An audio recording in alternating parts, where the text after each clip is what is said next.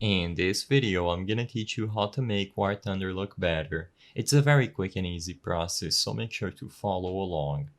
What you have to do in order to get better graphical quality of War Thunder is to open up the game, click these three lines or the hamburger menu at the top left corner of your screen, go into the options and head into the graphics settings.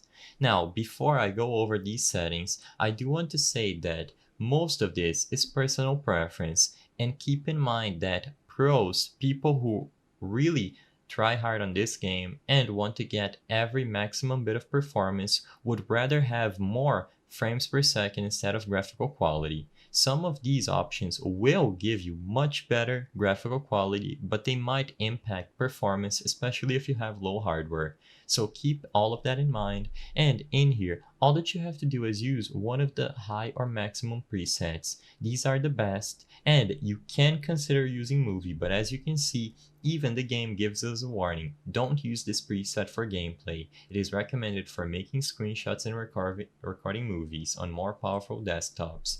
You can test this out in-game if you wish, but the warning is here and it's very clear that it's incredibly intensive. However, as long as you use the maximum or high presets and you mess about with some of these qualities, you are going to make the game much prettier. Make sure you tone down whatever you don't like. For example, a lot of people might not want lens flares when they're flying around or motion blur, and you have the option to customize all of that here. These presets are good enough to have insanely good graphical quality, and as long as you apply before going in game, you will be able to see them take effect. I hope I was able to help you on how to make War Thunder look better.